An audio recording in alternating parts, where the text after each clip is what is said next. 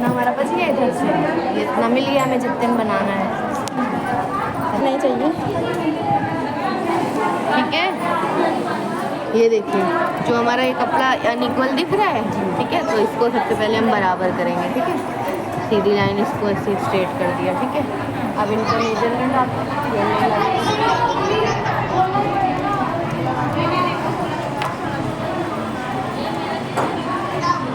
इस जो लाइन हमने ली थी 11-11 पे, इसी लाइन पे फोल्ड है, ठीक है। देखिए अब हमने सबसे पहले इनका लिया था शोल्डर, कहाँ लिखा था, नहीं लिखा पूरा, ये है ना, यही है ना। हाँ कुछ नहीं, जो हमारा जैसे बैक नेक होता है 1 से लेकर 4 इंच तक के जो गले होते हैं, उनमें जितना शोल्डर होता है उसका हाफ, ठीक है। क्योंकि ये 2 फोल्ड में है ना, जब ये खुलेगा तो आपको पूरा 13.5 मिलेगा ना, खुलेगा तो अभी तो हाफ पे है ना, तो इसलिए हमने शोल्डर का हाफ लिया, ठीक है। फिर उसके बाद ये लेने के बाद हम यहाँ से 2.5 इंच गले की चौड़ाई लेंगे, ठीक है। फिर यहाँ से इसका जो डाउन करते हैं इसका फॉर्मूला है शोल्डर डिवाइड बाय 12, ठीक है। तो अभी शोल्डर का कैलकुलेटर निकालिए, शोल्डर का फॉर्मूला, शोल्डर को डाउन करते हैं ना, देखिए 13.5 है ना, 13.5 13.5 13.5 हो गया, डिवाइड बाई 12, ये 1.12 आ गया इनका ना डाउन करने का, ठीक है। अच्छा जो पॉइंट के बाद सिर्फ 12 से ही डिवाइड करना है शोल्डर को, तो 1.12, अभी लिख लूँगी। 1.12 हम कैसे लेंगे, 1 और इतना लगता है, ठीक, इतना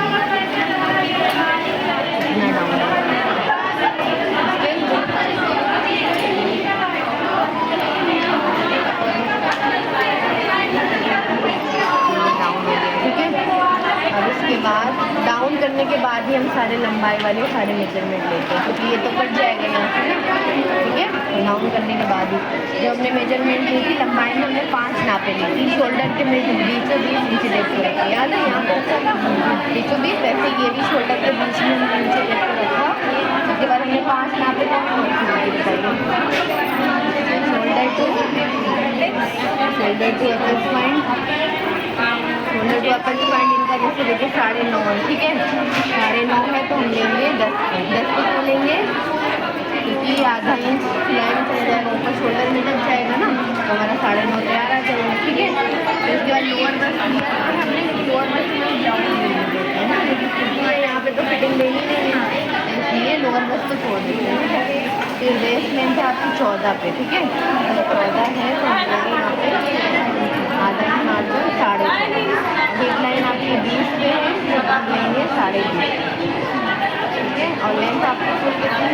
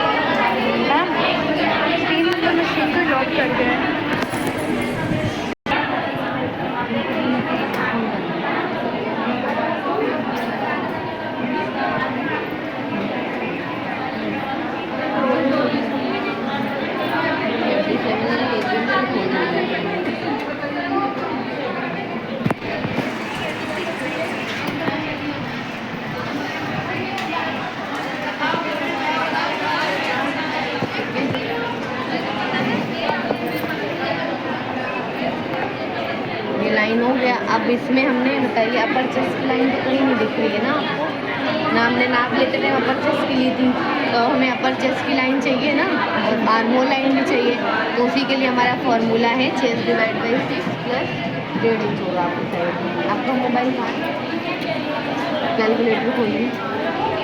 फुल चेस्ट जो हमारी होती है 32.5 इंच की फुल चेस्ट ना, बिना लूजिंग के, उसको हम करेंगे डिवाइड से 32.5 है ना, डिवाइड बाई 6, ठीक है, प्लस 1.5 इंच।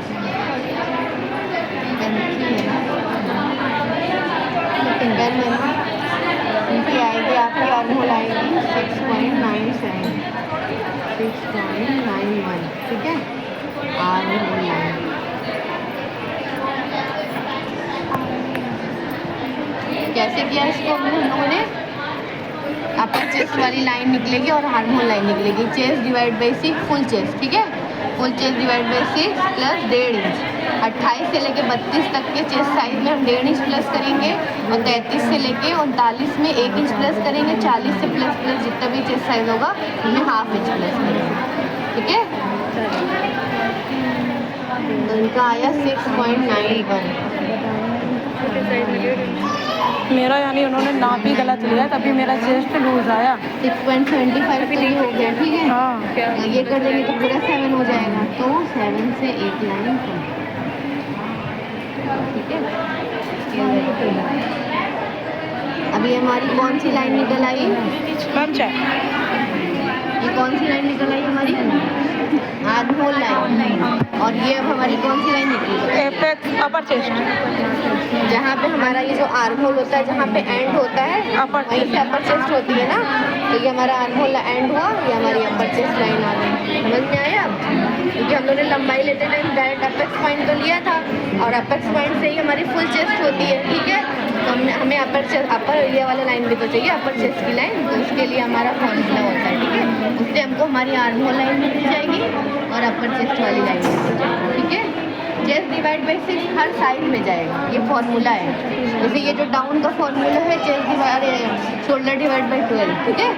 तो वैसे ही ये मतलब हर साइड में आपको जो आपका शोल्डर निकले, चाहे आपका 13 का शोल्डर हो, चाहे 14 का हो, चाहे 15, चाहे 16, चाहे 17, जितना भी शोल्डर हो, उसको डिवाइड 12 से कर देंगे, 12 से भाग कर देंगे। तो ये हमारे कितना हमें डाउन करना है वो भी मिल जाएगा, ठीक है।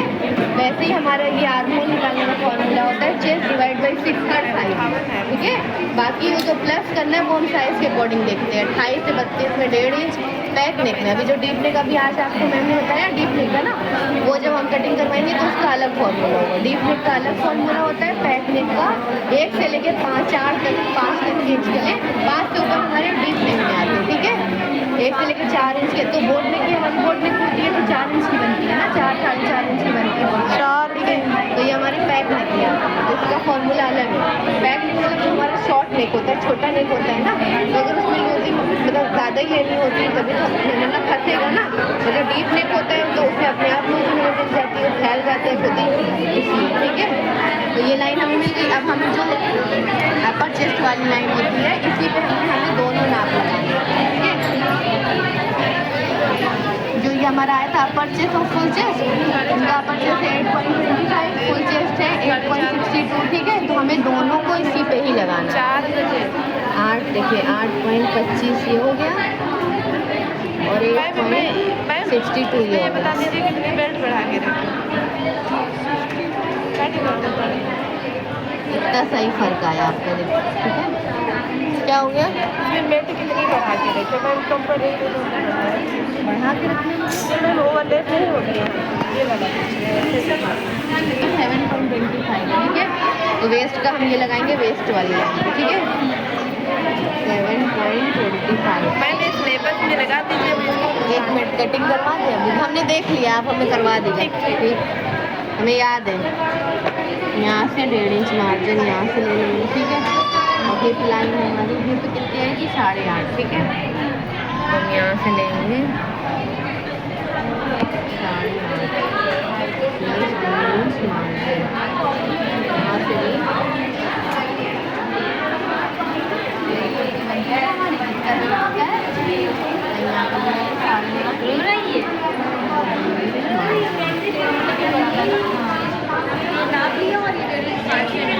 इसको देखिए फिटिंग ये चेस्ट वाले को फुल चेस्ट से मिलाएंगे, फिर उसके बाद इसको चेस्ट वाले को हिप लाइन से, ठीक। मार्जिन वाली लाइन को मार्जिन वाली लाइन से, ठीक है। फिर ये जो हमारा अपर चेस्ट का लाइन है उसको इससे मिलाएंगे। जो हमारी अपेक्स पॉइंट वाली लाइन है फुल चेस्ट वाली लाइन, इसको ऐसे सीधा कर देंगे, ठीक है। इसके बाद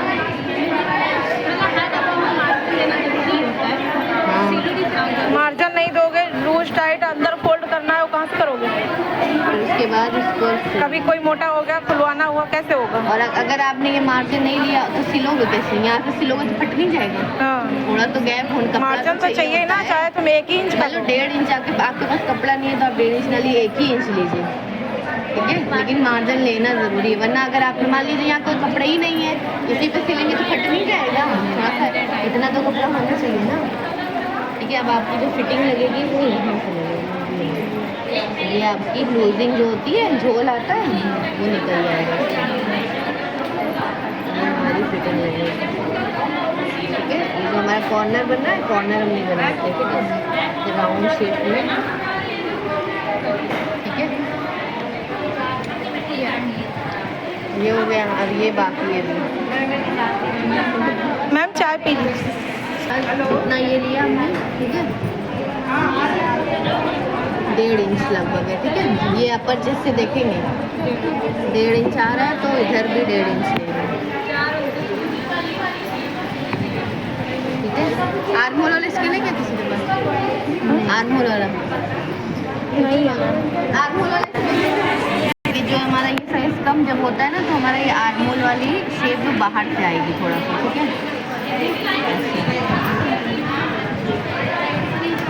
क्योंकि अगर हमने ऐसे रखा तो गोलाई आ रही है, नहीं आ रही है ना, तो शेप नहीं आ पाएगा, तो हम जो जिसका कम है उसका बाहर से आएगा निकल। अभी देखिए हेल्दी साइज होगा जिसका यहाँ से क्या करता है, तो किसी का 4 होगा, 4.5 होगा, तो ये लाइन यहाँ की बजाय यहाँ आ जाएगी, साइड आ जाएगी। ठीक है, तो हमें मेन होता है शेप देना आर्महोल का। ठीक है,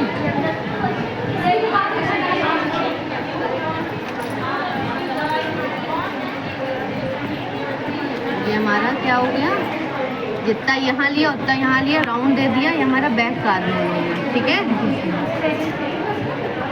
ये बैक का आर्महोल हो गया। उसके बाद फ्रंट के आर्महोल के लिए क्या करते हैं, जहाँ से हमने डाउन किया, डाउन करने के बाद से उसका हाफ करेंगे। ठीक है, इसे डायरेक्ट कर दिया हाफ। अब जो हमारा ये क्या हुआ, ठीक है, उससे हमें 1.25 इंच अंदर आना, ना कि इस लाइन से। ठीक है, अगर हमारा ये लाइन इस लाइन पे आती तब तो इसी लाइन से अंदर आते, अगर ये लाइन हमारी बाहर जाएगी तो बाहर से अंदर आएंगे। मतलब मेन होता है हमारा जो बैक का जो आर्महोल है उससे, मतलब जो यहाँ का हाफ किया हमने। ठीक है, अब जो बैक का आर्महोल जहाँ आ रहा है वहाँ से हमें 1.25 इंच अंदर आना, डीप नेक में 1/2 इंच अंदर आना है। ठीक है, तो इस लाइन से हम 1.25 इंच अंदर आएंगे, हाफ से 2 लाइन एक्स्ट्रा। ठीक है, उसके बाद हमें जो फ्रंट एक्रोस एक बताया था मैं, हमने नापा आप लोग को, वो यहीं पर रीचेक करने को होता है। हमारे शोल्डर से 2.5 से 3 इंच नीचे हमारा ये फ्रंट एक्रोस होता है। अच्छा,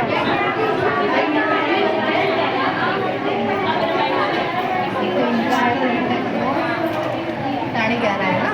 अच्छा, ठीक है, तो अब ये 11.5 का हाफ कितना होगा, 5.5 और 2 लाइन हुआ, 11 का हाफ हुआ 5.5।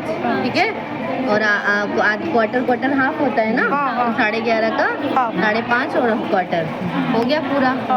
ठीक है, अब अगर हम यहाँ से ले लेते 1.25 इंच, अब बता रहे हैं आपको, देखिए अगर इस लाइन से 1.25 इंच ले लेते, ठीक है, यहाँ से ना मान लीजिए, तो यहाँ से इनका कितना होता, बढ़ जाता है ना, लूजिंग आ जाती है यहाँ पे। ठीक है, तो रीचेक करने के लिए हमें फ्रंट अक्रॉस का नाप लेना बताया था, ताकि हम ये चीज़ चेक कर सकें, या हम ये भी चेक कर सकते हैं कि हम कहीं बहुत पीछे तो नहीं आ गए, तो चलो यहाँ टाइट हो जाए फिर, इसलिए हम रीचेक कर लेंगे। ठीक है, उसके बाद इस लाइन को, ये जो ये शोल्डर वाली लाइन है, यहाँ पे तो हमें पूरा रखना है, इससे यहाँ ऐसे नहीं करना है, क्योंकि शोल्डर कम हो जाएगा।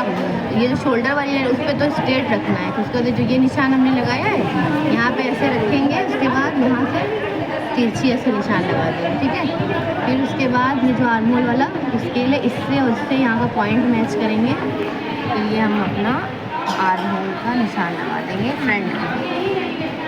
ठीक है, अब ये हमारा हो गया बैक का आर्महोल और ये हो गया फ्रंट का आर्महोल। अब हमें आर्महोल नापना है, आर्महोल कितने हैं,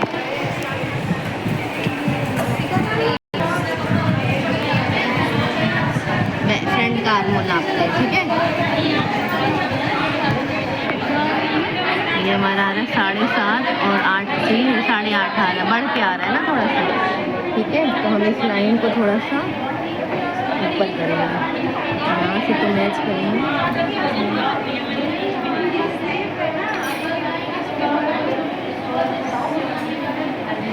ये वाली लाइन जो है, कोई और कलर की चौक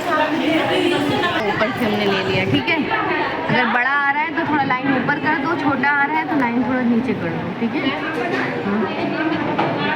कौन है? मैं बस टिक लगा दी।